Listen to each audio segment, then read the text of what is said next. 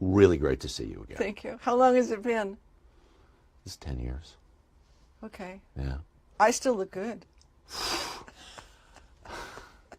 Do you ever? You know that, though. Yes, but you should see my mom. She looks even better. Yep. She's 92 and she is an ass kicker. Wow. Wow. So what is your secret? It's lots of makeup and my grandmother's jeans. And I don't mean these guys, but Yeah. and my mom. Right. So, and lots of makeup. Lots? Oh yeah. Like Just troweling. You can just trowel it. what do people do when they see you? They shake my hand. They ask me if they can hug me. Right. And then a couple of people. They bow. Yeah. But I think it's because I'm so old. Because I've been here, they probably weren't born when I started. And they're big fans. And sometimes people just don't know how to approach me. They just don't. But I mean, they feel comfortable. They're just not sure how to do it. Yeah. What do you think they should do? What should I do? I didn't know what to do. Shut up. They should just say, hey, Cher. Yeah. Or I like hugging people. Right. But also sometimes, like, I take pictures when I'm at work, people shake. So I have to, we're taking pictures, and I have to first hold them and grab them and say, you have to stop doing this because when you get the picture, you will not like that you were shaking. So we have to calm down, and we just have to calm down. And they do, and then we take the picture, and they're fine. They're shaking because they're so nervous. Yeah. Wow. Right? Yeah. I was like that with Katharine Hepburn. But she was shaking too. No, well, yeah, that's true. But no, I was nervous, and Audrey Hepburn, and and there have been different people that I sat with Marlon Brando from New York to Los Angeles. I was ready to give up my whole life. Really? Yes. Because you didn't sleep with him. No. Because I saw the list You are so. How could you ask me that? Well, no, I saw the list of people you. That I should have slept with, but I didn't. Yeah. I don't think that's. Well, it's my list, but I'm not sure that was the caption. Ah. I just thought of it. It makes sense to me now. Right. And Elvis. Yeah. Anybody else? Probably. I just can't think of it. If I think of it while we're doing it, I'll tell you. No. You have a new album. Yes. At the risk of seeming sycophantic. Right. It's so good. Thank you. Yeah. And as I listened, I kept thinking, I'm not sure if you've ever sounded better. What do you think? Well, I think this is what my doctor told me. And I actually have to give it to my teacher, Adrian Angel. I have two teachers, Evelyn and Adrian. And voice teachers. Yes. Yeah. I didn't have voice teachers before I found Someone album. And my doctor the other day, I went in because I was raspy and nervous, and he said, you know what? You have the vocal cords of a 28-year-old girl. And I went, come on, Dr. Nasseri, I'm sick, to stop screwing with me. Right. And he said, no, I'm going to show you vocal cords, okay? These are young girls. And he said, look at that. They're not complete. They're not clean edges. They've got red stripes on them. Someone's got a node. And he said, it's freaky. And I'm the last person who thinks I should be singing now. I mean, if you would have asked me, will you be singing at 72? I would have said, I won't even be here. Why ABBA, though? It was just a freak. It was a freak. I was in the movie. It was just the most bizarre thing. My old agent, who now is the head of Universal and who's like one of my closest friends, he was in my life at a time I really needed a friend, and he was always there for me. And his name is Ronnie Meyer. I think people call him Ron. And he called me one day and he said, You're going to do this, and he didn't say what. You're going to do this. It's good for your career. You're doing Mamma Mia too, and he hung up. And I didn't. He's the only person who could have done it. I didn't have the nerve to call him back. Right. So I just did it. So you go and you do the movie. Right. And you sing Fernando. Right. And you sing, what, 2 ABBA songs? Right. I sing the beginning of Super Trooper. Right.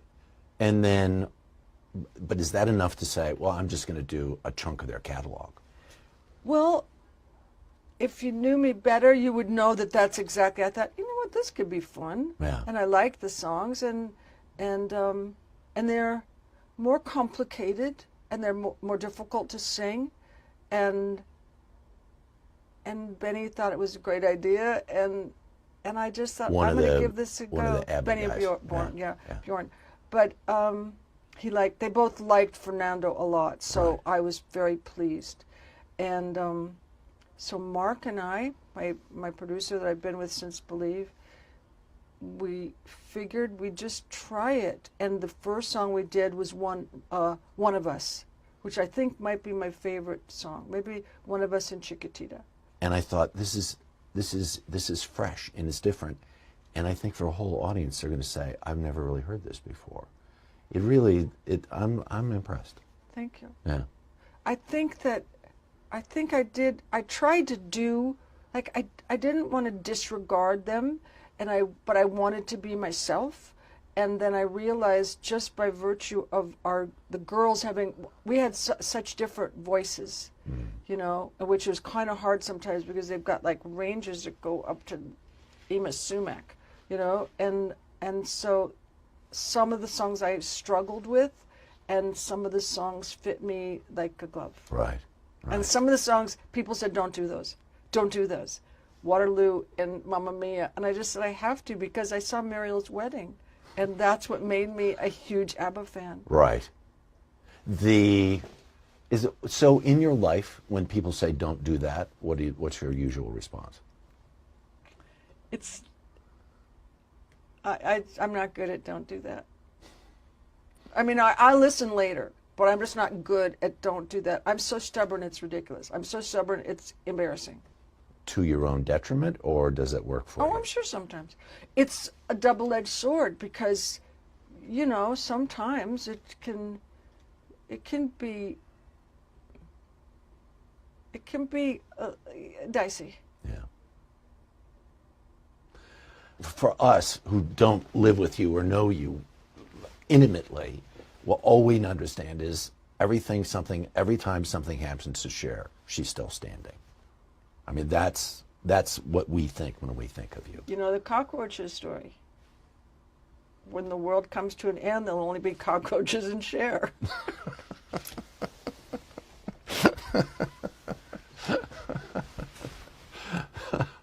I have a feeling we're going to use that. I guess this is what, when you come to do an interview and you're Cher, this is what you look like. Yeah. Like $1 million from head to toe. Well, like, what am I going to do? Right. Come here the way I go around at home? I go around at home like I'm just raggedy. Schlubby. Yeah. Yeah. Clean, Yeah. but slobby. Gotcha. I've got shirts. My favorite shirt is 30 years old.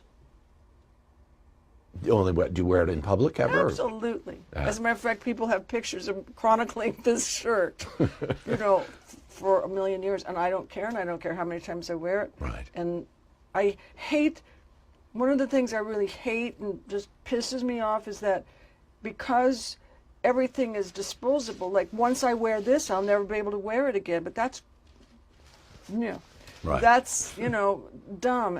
And so I don't want to play that. You know, Right. that's a young girl's game. Maybe let's talk about Cher the musical. Okay. Yeah. So you opened it in Chicago. Right. It's going to open on Right. Broadway this fall. Is it ready? No, it's absolutely not ready. It's on its way. It has some really good things. It has some really good things. You know, I mean, there's some things that are kind of staggering, but it's not ready. You know, we're working on it. They're working on it. Also, you know, sometimes Broadway is not so interested in your story, Right. you know, like who you are. It's they sometimes they think that it's better to do something more exciting. But Right. there is nothing more exciting than the life I've lived, so I want to be honest. Also, my fans know who I am. Right. So so we have to be true, you know. Yeah. Bob Mackie did the thing. Bob Mackie gets a standing ovation in the middle of that show. He did a thing of all of my clothes. He just remade them, and all the women are wearing them, and it is a fashion show that you cannot believe. There are people in the world who would go to see the show just for that. Absolutely. Yeah. Well, you've pre-sold a lot of tickets right here. Well, yeah, it's and he so deserves it. But there are fabulous things. The actors are great. The story is very, the way it's presented is very original. And there are still things that need to be worked out. But I mean, the actors are staggering. The guy that plays Gregory Greg Allman, Allman, yeah. I was sitting kind of in the back because I didn't want to make a big scene, which I ended up making a big scene anyway. But and he came on, and Sonny, and he came on, and I was just like, it gave me like, oh my God, this is too close. Yeah. So, but I mean, so these people are that good. Right. I was surprised. How much control do you have? I have enough. It's not exactly, but I have enough. Right. Right. So I've been immersed in Cherland for the past couple of days. Okay. And I'm going through Academy Award, Grammy, Emmy, Golden Globe noms. Cannes Film Festival. That's a big important one to me. Do you have anything, and do you have any worlds to conquer yet? Oh, I don't really. You know, Meryl told me once that. This would be Meryl Streep. Yeah. Meryl told me once that you do the job for the joy of doing the job, and when you're acting and you don't realize it, but later you find out it was really good. She and I have a scene on the porch in Silkwood, and it's really good. And then she said, and later if you get something for it, it's great. But you don't really go into the thing thinking more than I really want to be good today. I really want to be in the scene. I want to be honest. It sounds like you two are pals. The first film I ever made was with Meryl and Mike Nichols and Curdy, but I didn't know anything. I didn't know where you're supposed to end up, where your mark was. I didn't really know anything. Yeah. And Meryl was so fabulous first time I met her, and I was like puppy dog kind of, and we had the best time. We did some funny things, and just like on our own. But she's like the greatest person ever, and she would kind of give me hints and tips, and we hung together, and then we hung together after the film, and we talk, and we email all the time, and so she's like a person for me up there. Mm. It's like if I didn't know her, I would shake and hug her. I hug her anyway. Right. How's your love life? Well, right now it's kind of not doing anything because I'm really busy, but I learned something. It was a costly lesson, but I learned that you try to hide those things as much as you possibly can because it's such a strain for men to be Mr. Cher that you have to now, especially because there's nowhere you can go that's safe because everyone's got a camera. You know, there's nothing private. There's, you know, one night I went to the movies and I don't know why I went alone, but it was in Malibu, so I just was there. And I thought, my God, everybody's talking on their telephone.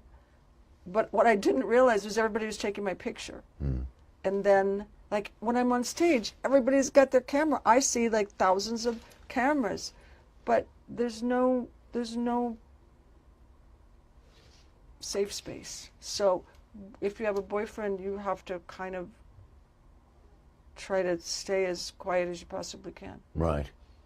Is that disconcerting for you when you're on stage and everybody's doing this as opposed to?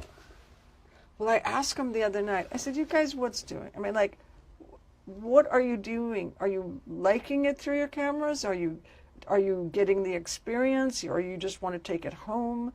And they were liking it. So look, it's not my generation. Right. I mean, I like having my phone, and I like being able to do stuff, and I like being able to tweet, but I'm not crazy to chronicle my life. I heard you like to tweet. Yes. Yes. And I've read many of your tweets. Yeah, some of them are nonsensical because I'm dyslexic. Sometimes I screw up so big time, and sometimes I don't know what they're talking about. But then everyone has gotten to be very kind. So if I screw up, they just go, "Okay, this is the deal, old lady." That's a Cher mistake. Yes. Right. But I'm getting better. I still can't spell, but I'm getting better. Right. I take it from reading your tweets, you're not a fan of the President of the United States. No. I'm being so kind. To learn more, go on Yes. Cher's Twitter site. Right. What gives you the most satisfaction? Being a good person. Trying to be a good person. Why you're looking at me that way? Do they have a camera on you? Yes. Yeah. I hope they use that look. I'm not sure I know what that means. Because here's the part of the thing is, so if you're Cher and you do, the last Cher tour and people line up for blocks and can't get enough of you, and then you do a movie and they can't get enough of you, and you're going to go to Australia or someplace and do a tour there, and you're running, you are working hard, and I'm just curious to know what the engine is. What's the engine that gets you up in the morning and says, let's go out there and do this? Okay. This is name dropping kind of. And I'm sure she's not. Well, she might like it. She might not care. So we were doing a telethon, and Barbara was sitting next to me. Barbara. Yes. Streisand. Right. And she leaned over and she went, "Why are you doing this? Why are you working? Why are you working?" And I said, "Because someday I won't be able to." It's that simple. Someday I won't be able to, and I don't want to not do it while I still like it. And it's a bitch sometimes, and it's hard, and sometimes I just want to stick needles in my eyes. But I like it. I mean, like when I was in that studio, I liked it. I like singing, and I especially like singing by myself or on stage rehearsing, because there's not enough. I have stage fright, but it's not enough to stop me. It's just enough to make me go, ah. So you still do that? Yeah. Really? Yeah. So if you're in Las Vegas and here's how many shows in a week or whatever, and have been doing it for Right. how many weeks, and still when it gets to be 9:30 or whatever the time is. No, it happens like right before I go on stage, a Right. little bit before I go on stage. Yeah. And it's not insane, but it's enough so I feel it. And then the minute I start, I'm fine. Because I guess that was the thing that I found when listening to your record. Because you said I like to sing. And I was listening to somebody who loved to sing. It's what I always wanted to do. From the time I saw Cinderella, I knew that's what I wanted to do. Actually, when I saw Dumbo, I wanted to do it. My mom said, no, that's not going to happen. But when I saw Cinderella, I knew that's what I was going to be. I was 4 or 5. I remember meeting, I met Katharine Hepburn. I met her twice, actually. Once backstage at the Academy Awards. She was doing that thing for Spencer Tracy. And she walked by a whole bunch of us, and she just said, "Hey, kid." And then I met her at my doctor's office. And she was so vital. I mean, like, she was old, but she was very vital and very strong. And then towards the end, she wasn't, And I said, whether I like it or not, that's going to happen, you know. If my mom's engaged, it's probably, I've got a little bit of time, but it's going to happen, and I'm not going to like it. Right. So my mind's going to want to do stuff, but, you know, Yeah. I'm not going to be able to. I can't do the things I did, you know, years ago, you know, when I was 50. So I don't like working as hard sometimes, but I always go, oh yeah, this is how I get myself in trouble. Someone says something, I go, oh yeah, that sounds like fun. And then you've committed yourself, and then you're doing it. But there are things, it's like, I'm so happy that I say no to everything. First I say no. And then you can talk me into it. But I always get myself into trouble by saying that sounds like it could be fun. Right. I mean, when I did the national anthem, I thought, oh, that sounds like fun. I can't even tell you how terrified, I was shaking so much. Right. So I'm going to read you something. Okay. So. Is this a horrible thing? No. It's personal. Oh, okay. And this morning, you know, just as word gets out among your friends that, Harry's interviewing Cher today. And so we have a really, really good friend, one of our very best friends, who just celebrated her 60th birthday a couple months ago. And she and her gay partner live happily ever after together. And she wrote me this note because she said, I hear you're interviewing Cher. And she says, you can't measure her impact on the gay community, the lives she has saved, not overstating, not to mention the many ways she influences so many. She says, maybe when you interview her and when it's over, you can tell her thank you from me and all of us who are different and not accepted. Oh, I understand that completely. I understand it completely because no matter what, I've always felt like an outsider. And so, also I knew two gay men when I was 9 years old. And I just thought, oh my God, they're more fun than any of my mother's other friends. and so there's always been this closeness, and I don't understand it. You know, I really don't understand it, but I get it.